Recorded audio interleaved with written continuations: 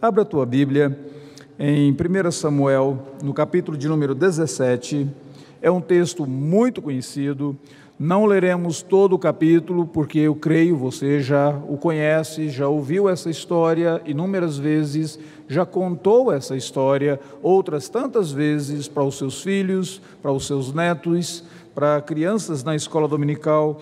Mas eu gostaria de chamar a sua atenção para a leitura de 1 Samuel 17, do versículo de número 24 ao versículo de número 54. Portanto, leremos 30 versos desse texto de 1 Samuel 17. Diz assim: Todos os israelitas, vendo aquele homem, fugiram de diante dele e temiam grandemente. E diziam uns aos outros: Viste aquele homem que subiu? Pois subiu para afrontar a Israel. A quem o matar, o rei o cumulará de grandes riquezas e lhe dará por mulher a filha, e a casa de seu pai isentará de impostos em Israel. Então falou Davi aos homens que estavam consigo, dizendo: Que farão aquele homem que ferir a este filisteu e tirar a afronta de sobre Israel? Quem é, pois, esse incircunciso filisteu para afrontar o exército do Deus vivo? E o povo lhe repetiu as mesmas palavras, dizendo: Assim farão ao homem que o ferir. Ouvindo Eliabe, seu irmão mais velho, falar àqueles homens, acendeu-se-lhe a ira contra Davi e disse: Por que desceste aqui? E a quem deixaste aquelas poucas ovelhas no deserto? Bem conheço a tua presunção e a tua maldade. Desceste apenas para ver a peleja. Respondeu Davi: Que fiz eu agora? Fiz somente uma pergunta. Desviou-se dele para outro e falou a mesma coisa, e o povo lhe tornou a responder como dantes. Ouvidas as palavras que Davi falara, anunciaram-nas a Saul, que mandou chamá-lo. Davi disse a Saul: Não desfaleça o coração de ninguém por causa dele. Teu servo irá e pelejará contra o filisteu. Porém Saul disse a Davi: Contra o filisteu não poderás ir para pelejar com ele, pois tu és ainda moço e ele guerreiro desde a sua mocidade. Respondeu Davi a Saul: Teu servo apacentava as ovelhas de seu pai, quando veio um leão ou um urso e tomou um cordeiro do rebanho. Eu saí após ele e o feri, e livrei o cordeiro da sua boca. Levantou-se ele contra mim, agarrei-o pela barba, e o feri, e o matei. Teu servo matou tanto o leão como o urso. Este incircunciso filisteu será como um deles, porquanto afrontou o exército do Deus vivo. Disse mais Davi: O Senhor me livrou das garras do leão e das do urso, e me livrará das mãos desse filisteu. Então disse Saul a Davi: Vai-te, e o Senhor seja contigo. Saul vestiu a Davi da sua armadura e lhe pôs sobre a cabeça um capacete de bronze e o vestiu de uma couraça. Davi cingiu a espada sobre a armadura, experimentou andar, pois jamais a havia usado. Então disse Davi a Saul: Não posso andar com isso, pois nunca usei. E Davi tirou aquilo de sobre si. Tomou o seu cajado na mão e escolheu para si 5 pedras lisas do ribeiro e as pôs no alforje de pastor que trazia, e a saber, no surrão. E lançando mão da sua funda, foi-se chegando ao filisteu. O filisteu também se vinha chegando a Davi, e o seu escudeiro ia diante dele. Olhando o filisteu e vendo a Davi, o desprezou, porquanto era moço, ruivo e de boa aparência. Disse o filisteu a Davi: Sou eu algum cão para vires a mim com paus? E pelos seus deuses amaldiçoou o filisteu a Davi. E disse mais o filisteu a Davi: Vem a mim, e darei a tua carne às aves do céu e às bestas feras do campo. Davi, porém, disse ao filisteu: Tu vens contra mim com a espada e com a lança e com escudo, eu, porém, vou contra ti em nome do Senhor dos exércitos, o Deus dos exércitos de Israel, a quem tens afrontado. Hoje mesmo o Senhor te entregará nas minhas mãos. Feriste-ei, tirar-te-ei a cabeça, e os cadáveres do arraial dos filisteus darei hoje mesmo às aves do céu e às bestas feras da terra, e toda a terra saberá que há Deus em Israel. Saberá toda a multidão que o Senhor salva, não com espada, não com a lança, porque do Senhor é a guerra, e Ele vos entregará nas nossas mãos. Sucedeu que, dispondo-se o filisteu a encontrar-se com Davi, este se apressou e, deixando as suas fileiras, correu ao encontro do filisteu. Davi meteu a mão no alforje, tomou dali uma pedra e com a funda lhe atirou e feriu o filisteu na testa. E a pedra encravou-se-lhe na testa e ele caiu com o rosto em terra. Assim prevaleceu Davi contra o filisteu, com uma funda e com uma pedra, e o feriu e o matou. Porém, não havia espada na mão de Davi.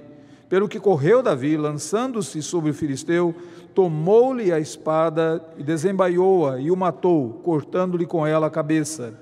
Vendo o filisteu, que era morto, os filisteus que era morto o seu herói, fugiram. Então os homens de Israel e Judá se levantaram e jubilaram e perseguiram os filisteus até Gate e até as portas de Ecrom, e caíram filisteus feridos pelo caminho de Saarim até Gate e até Ecrom. Então, voltando os filhos de Israel de perseguirem os filisteus, eles despojaram os acampamentos. Tomou Davi a cabeça do filisteu e a trouxe a Jerusalém. Porém, as armas dele, pô-las Davi na sua tenda. Como eu disse, essa é uma história muito conhecida. E sempre que nós falamos e pregamos em uma história muito conhecida, nós corremos o risco de pregar para um auditório que já ouviu inúmeros sermões nesse texto lido ou fundamentado nessa história tão conhecida. Alguns desses sermões provavelmente ficaram gravados na sua memória, gravados na minha memória, e muitas vezes nós temos a tendência de olhar para esse texto simplesmente orientados, direcionados por aquele sermão que mais nos impressionou. Outras vezes, quando nós falamos fundamentados em uma história tão conhecida, nós corremos ainda o risco de deixar algum detalhe dessa história de lado, por focalizarmos um aspecto importante dela. Mas essa história que tem sido contada ao longo dos anos e tem sido proclamada, ela contém para mim e para você lições muito práticas, muito relevantes para a nossa vida, a nossa caminhada cristã e o nosso fortalecimento na nossa comunhão com Cristo Jesus, o nosso Senhor. Se você observa a história, você deve se lembrar um pouquinho do que estava acontecendo em Israel antes dessa batalha acontecer. O povo de Israel estava em um período de transição. Eles estavam entrando na monarquia. Eles haviam deixado de serem guiados e orientados por aqueles grandes líderes carismáticos da parte do Senhor Deus, como Moisés, como Josué, como os juízes, como o próprio profeta Samuel, e agora eles passariam a ser governados por um rei.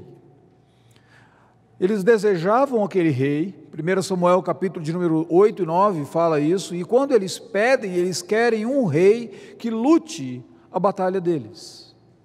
O rei que lhes foi escolhido na ocasião foi o rei Saul. O rei Saul era aquele indivíduo que ele era mais alto do que todos os outros homens em Israel. A Bíblia diz que dos seus ombros ele sobressaía a todos. Aquele rei deveria ser, de fato, o rei que haveria de lutar as batalhas do povo de Israel. E uma dessas batalhas que ele deveria lutar agora é essa batalha contra os filisteus. Os filisteus, colocados naquele contexto, eram os inimigos do povo de Deus, aqueles que queriam tomar a terra, a propriedade, a terra prometida que foi dada por Deus ao seu povo, e os filisteus queriam, por assim, expulsar os israelitas daquela terra e controlar aquela terra.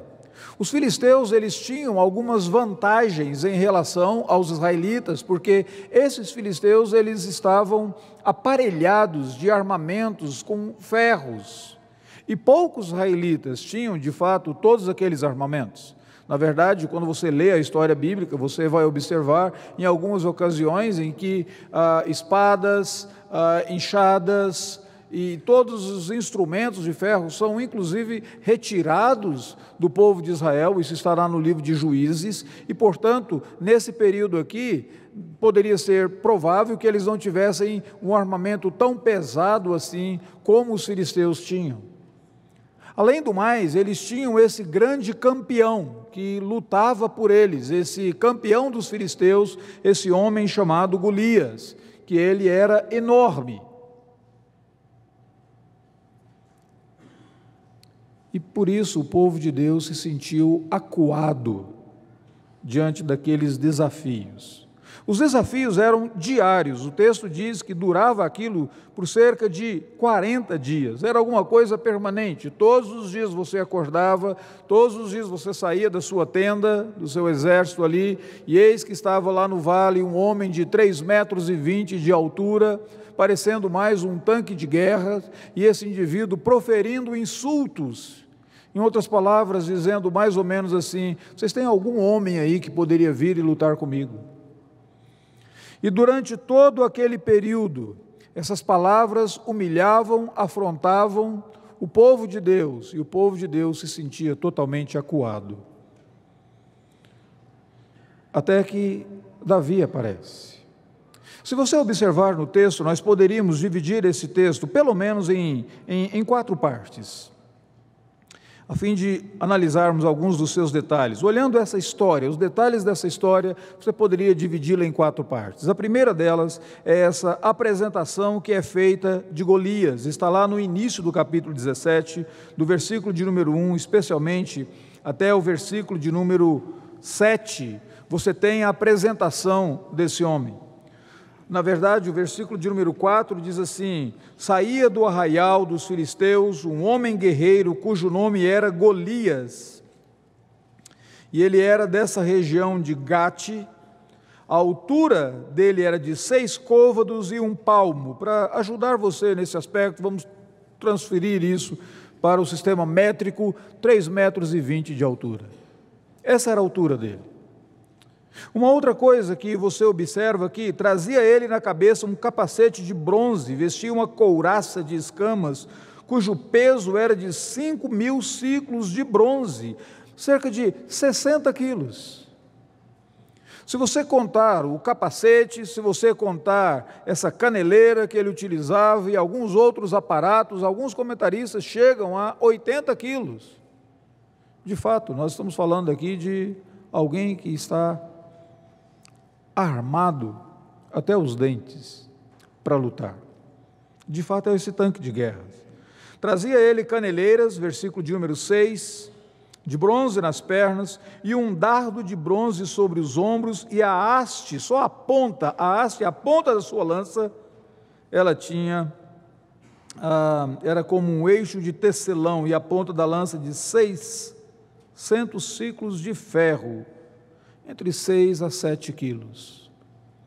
Quando esse indivíduo conseguia jogar essa lança, ele estava lançando um míssil para aquele contexto. Qual outro israelita teria uma armadura que poderia, de alguma maneira, resistir ao impacto dessa lança jogada por esse indivíduo de 3,20 metros de altura? A descrição que o escritor faz de Golias, ela é uma descrição detalhada, e o objetivo do escritor bíblico aqui parece ser 2 coisas. Em primeiro lugar, impressionar, dizendo: veja como esse homem de fato está altamente armado e como deve ser difícil lutar contra ele. O segundo objetivo do escritor bíblico não é apenas impressionar, chamar atenção para a estatura, o armamento desse homem, mas humilhar. Quem vai conseguir lutar contra ele? Claro, o candidato mais provável deveria ser o rei, porque o rei era o mais alto de todos os outros israelitas, e o rei só foi escolhido porque os israelitas disseram: queremos um rei que vá batalhar as nossas guerras. Então o rei era o indivíduo, mas Saul naquele momento ele já estava um tanto quanto abilolado. Lembra, ele era atormentado por um espírito maligno, e continuamente ele ficava tinha algumas atitudes loucas. Teve uma determinada ocasião que ele pegou uma lança e ele jogou para acertar Davi. Eu acho que ele queria fazer um quadro de Davi correndo e fincado na parede, mais ou menos assim. Era aquela atitude louca do rei, mas o rei era louco, sim, mas ele não era bobo. Ele sabia que ele não podia resistir, ele sabia que ele não podia lutar, então, juntamente com o povo, ele se acovarda. A primeira cena que aparece aí é a cena mostrando quem é Golias, mostrando quão grande é o desafio, quão grande é o problema, a quem que Israel estava enfrentando. A segunda cena mostra a reação do povo. A reação do povo é uma reação de covardia. O povo escuta todas aquele desafio de Golias, e o povo é afrontado continuamente, e o povo simplesmente recua. O rei, inclusive, faz uma proposta. Ele diz: olha, se alguém conseguir vencer esse filisteu, eu dou a minha filha como esposa desse indivíduo, e eu isento a casa do pai dele de impostos, ele não precisará mais pagar impostos. Era uma excelente proposta, até para aqueles dias, quanto mais para os dias atuais. Imagine só, você ficar livre de todos esses impostos, para tentar incentivar. Ninguém apareceu, todos estão acovardados, eles não são despertos, eles não são motivados nem pelo privilégio, o status de se casar com a filha do rei, e nem mesmo pelos benefícios financeiros de ter a sua casa e a sua família isenta de todos os impostos. Assim, havia mais. Além da própria filha, daria ainda um prêmio para aquele indivíduo. Versículo de número 26, que farão aquele homem que ferir esse filisteu. E o povo repete as mesmas coisas, e as mesmas coisas será ele, o rei, o cumulará de grandes riquezas.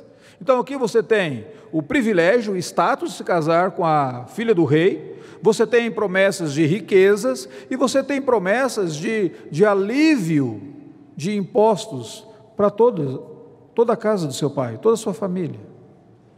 Mas nem aqueles incentivos foram suficientes para motivar alguém, despertar alguém para lutar contra o filisteu. O povo, na verdade, estava recuado, e o povo estava humilhado. Se você observar no texto bíblico, quantas vezes aparece a palavra afrontar. Dê uma olhada no versículo de número 10. Hoje eu afronto as tropas de Israel, disse Golias. Davi volta e as pessoas, versículo de número 25, diz assim: esse filisteu subiu para afrontar a Israel. Davi ainda diz: olha, vamos tirar de sobre nós essa afronta. Ou quem é esse filisteu para afrontar o exército do Deus vivo?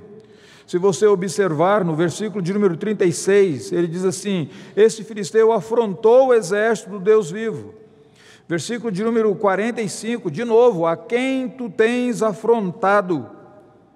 Ou seja, todo aquele cenário, toda aquela repetição, 40 dias, aquela atitude contínua, todas as manhãs, naquele dia, o povo de Israel era humilhado, recuado, afrontado. E se você notar as palavras de Davi para o rei Saul, ele diz assim: não desfaleça o coração de ninguém por causa dele. O problema é que o coração já estava desfalecido.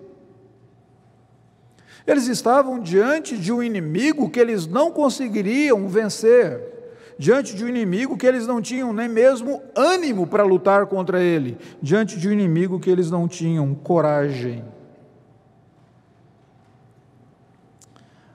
Até que o texto mostra, a terceira parte do texto, é a apresentação de Davi. Davi é apresentado no texto, e quando Davi é apresentado, versículo de número 12, Davi era filho daquele Efrateu de Belém de Judá. A pergunta é: por que é que o escritor bíblico, por que é que Samuel, provavelmente escreveu esse livro, está agora apresentando Davi? Simples, porque ele era totalmente desconhecido.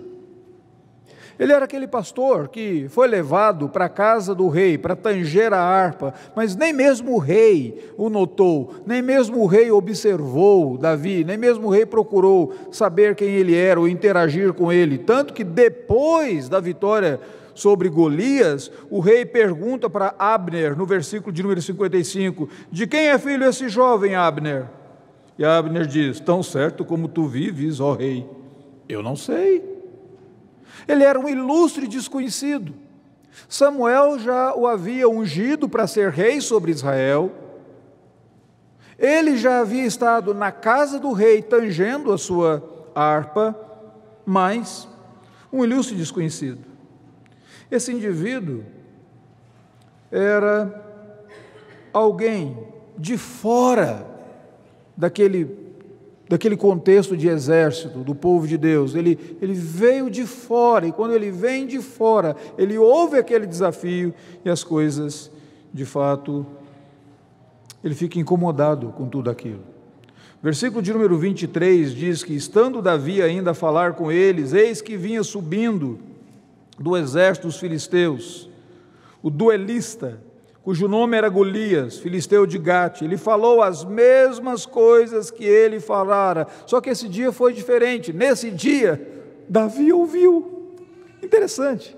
Ele era alguém de fora, não estava ali, não estava acostumado àquele desafio, não estava acostumado àquela afronta, ele não era contado como um dos soldados, ele era um estranho no ninho, mas ele ouve aquilo e ele fica incomodado com aquele duelo. Quando ele começa a perguntar mais detalhes, o próprio irmão dele o despreza. O irmão dele vira para ele e diz assim, bem conheço a tua presunção e a tua maldade, você está fazendo essas perguntas aí porque você é mau. Você está perguntando o que o rei fará, a quem. Isso é maldoso, Davi. Você sabe que nós não conseguimos lutar contra esse gigante, mas por tua maldade agora, vem você também nos envergonhar em todo esse contexto. Eu sei que você só veio aqui para assistir a batalha, a peleja. E Davi diz, o que eu falei? Ele nem notou, ele nem teve noção de por que as palavras dele, de alguma maneira, tivessem ofendido tanto o irmão dele, mas o irmão o desprezou. Quando ele é levado diante do rei, a explicação que Davi dá é mais ou menos o seguinte, olha, uma vez eu matei um leão, outra vez eu matei um urso, bicho por bicho, fera por fera, esse filisteu vai ser a mesma coisa. Sabe, o Senhor me livrou das mãos de um leão, das garras de um leão, o Senhor me livrou das garras de um urso, Ele vai me livrar das garras desse filisteu também. Bicho por bicho, eu matei aqueles lá, eu mato esse, está tudo bem. Seria mais ou menos isso. É esse indivíduo que ele age com fé e ele age com zelo pelo nome de Deus, o tempo todo. O que irrita Davi não é tanto o armamento do Golias, mas é o fato de Golias ter afrontado o exército do Deus vivo. Aliás, versículo de número 45, ele diz que ele não afrontou apenas o exército do Deus vivo, ele afrontou o próprio Deus vivo, no verso de número 45. Então, Davi é esse indivíduo ilustre e desconhecido, é esse indivíduo de fora, um estranho no ninho, é esse indivíduo que responde com fé, age com fé, e ele se irrita, porque o nome de Deus, a glória de Deus foi afrontada, e ele fica irritado com tudo isso. Essa é a terceira parte da história. Primeiro a apresentação de Golias, depois a apresentação da reação do povo de Deus, terceiro a apresentação de Davi, e em último, a narrativa da batalha. A batalha aqui é mais ou menos, esses dias eu estava ouvindo um sermão que meu filho pregou sobre esse texto, e ele foi muito criativo. Ele diz para a igreja, ele diz, imaginem Anderson Silva lutando com Justin Bieber, seria mais ou menos isso. Você pega o Golias, e agora você pega esse Davi, esse indivíduo bonitinho, ruivo e tal, e pronto, né? E olha, é claro que o Golias vai desprezar, é claro que o Golias olha para ele e o despreza, e vira e diz assim, acaso sou eu algum cão para vires contra mim com paus? Quem que você pensa que você é, menino? Quem que você acha que eu sou? É uma disparidade aqui Não faz sentido, de fato, essa batalha. Só que é uma batalha rápida, surpreendente, miraculosa. Davi não estava com nenhuma armadura, ele não usou, ele pega apenas essas pedras e essa funda, ele parte para a batalha, não demora muito, logo uma pedra é cravada na testa desse gigante, esse gigante está com o rosto em terra e Davi corta a cabeça dele. E o povo de Deus obtém a vitória e o povo de Deus traz os despojos dos filisteus. E a história termina por aqui. Essa é a história. Esses são os detalhes. Como que nós deveríamos olhar para esse texto?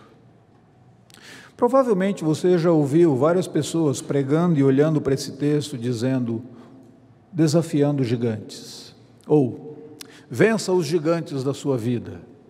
Mais ou menos como Golias representando a ansiedade, os problemas, as angústias e tal, e você precisa agir com fé.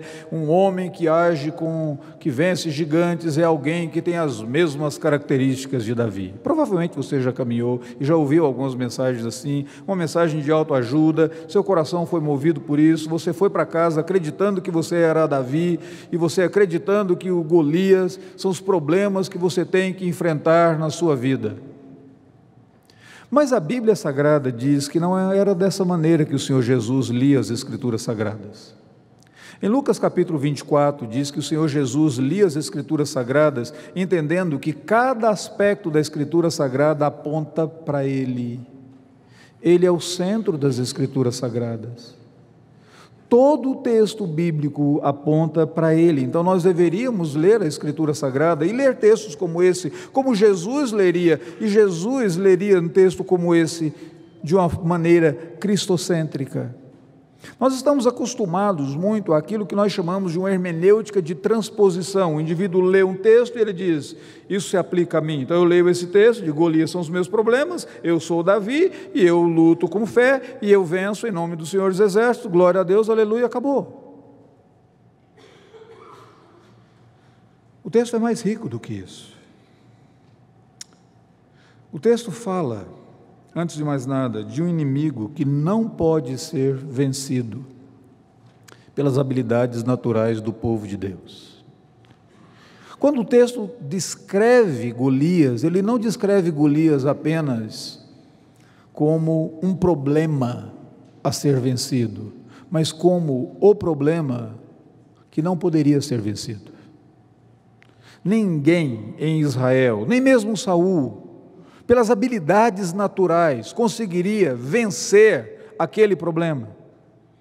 Aquele povo, eles não precisariam tanto de uma mensagem de autoajuda, o que eles necessitariam, de fato, era de um mediador, de alguém que lutasse a batalha deles, de alguém que vencesse por eles, de alguém que derrotasse o inimigo que eles não conseguiriam derrotar, e de alguém que por causa da vitória sobre esse inimigo, pudesse distribuir bênçãos para aquele povo. Em outras palavras, se você quer fazer qualquer comparação a esse texto, Golias sim, é esse obstáculo intransponível. O povo de Deus está acovardado, não pode fazer nada, é incapaz, é impotente diante desse obstáculo. E esse povo de Deus necessita agora de um mediador. Eu quero lembrar você que esse texto, ele não aponta direto para você, mas ele aponta direto para Jesus Cristo. Ele aponta direto para aquilo que Cristo fez por nós. Quando o Senhor Jesus Cristo veio ao mundo, Ele veio ao mundo para derrotar, para vencer um inimigo que eu e você, por nós mesmos, não poderíamos vencer. Ele veio ao mundo para derrotar e para pagar um preço pela pena do pecado e para derrotar aquele que tinha, de alguma forma, esse trunfo do pecado sobre nós. Ele veio ao mundo para derrotar o pecado, para derrotar a morte, para derrotar o próprio inimigo. Ele veio ao mundo para ser o nosso mediador.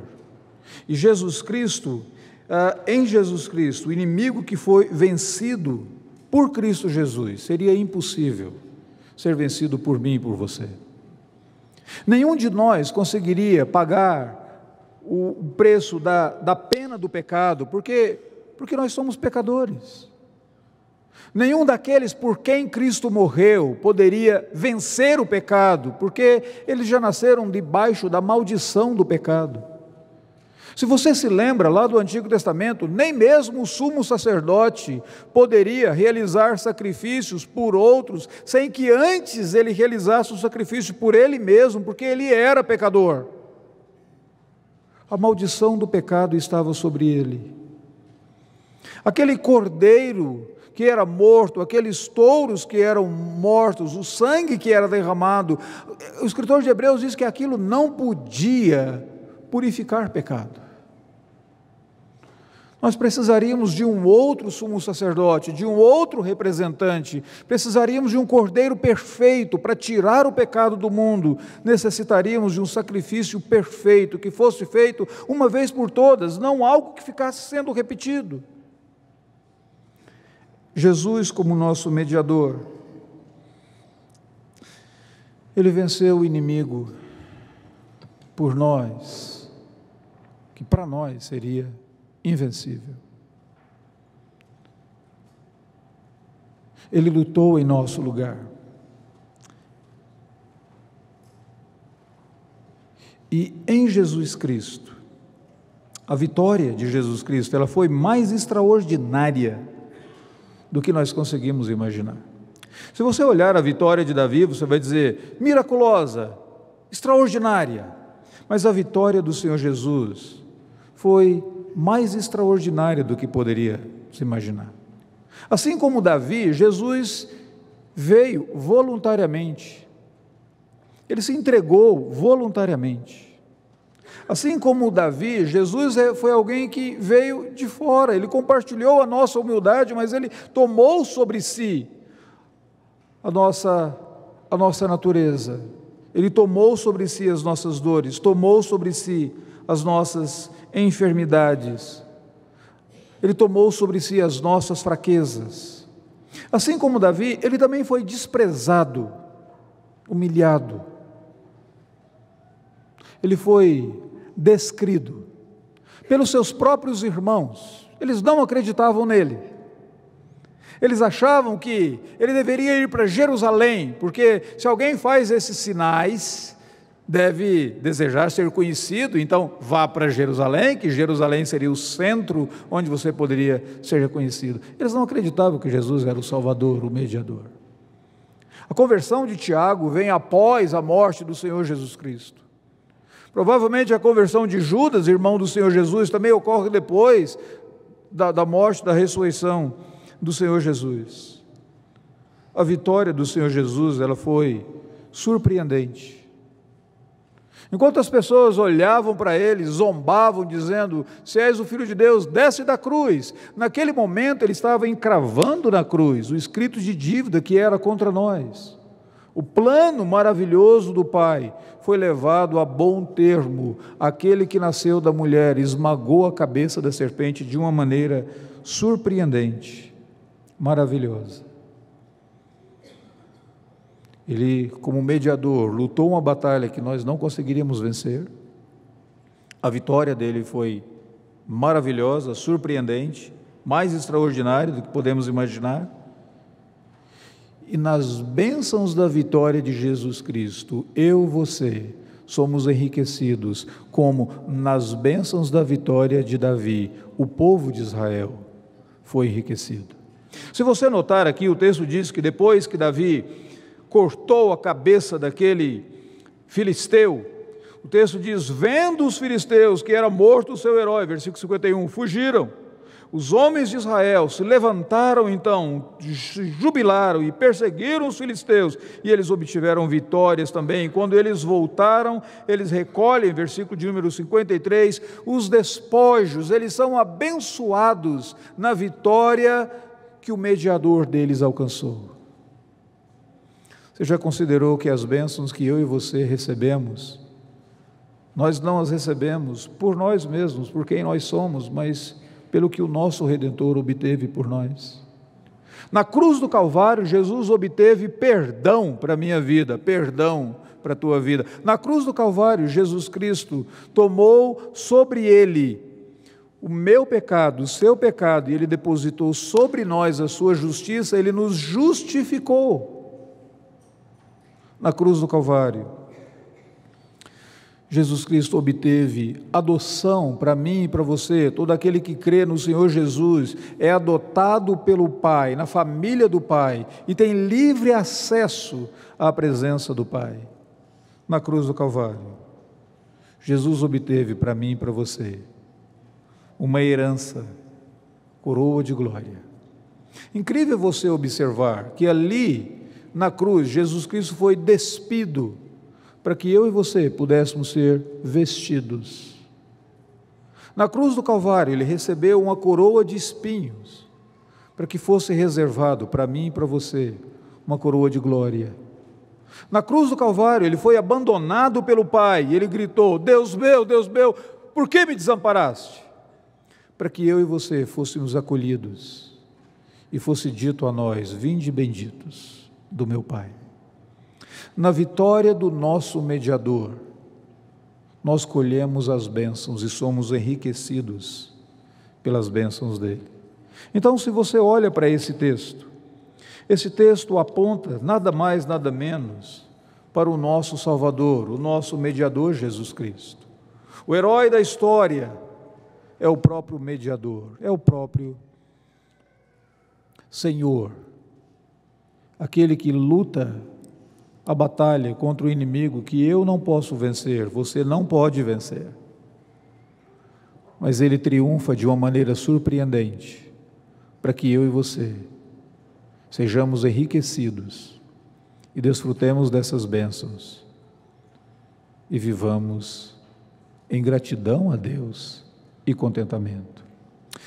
Provavelmente na sua vida existe aquele pecado que tenazmente te assedia, aquele que continuamente, vez por outra, o inimigo aciona como o verdadeiro calcanhar de Aquiles, e ali você cai.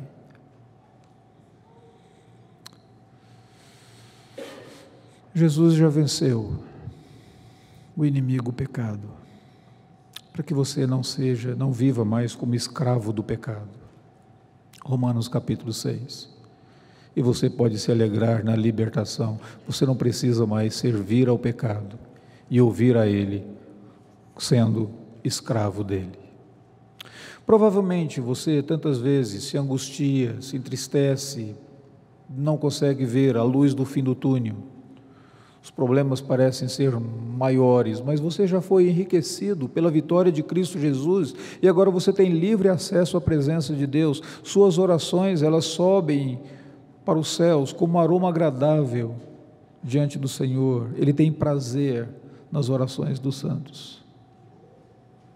Você pode derramar o seu coração, pode deixar a sua alma diante do Senhor, sabendo que você é sempre assistido pelo Deus Emanuel, porque lá na cruz, Cristo já foi abandonado, para que você fosse eternamente acolhido e eternamente acompanhado pelo Deus presente em todo instante. Meu objetivo nessa noite é que você saia daqui com seus olhos voltados para Cristo, para o que Cristo fez, para o que Ele realizou, e fazendo isso, olhe as bênçãos da obra de Cristo Jesus, que enriquecem a mim, que enriquece a você, e saibamos que em Cristo nós somos mais do que vencedores. Que Deus abençoe a todos nós. Amém.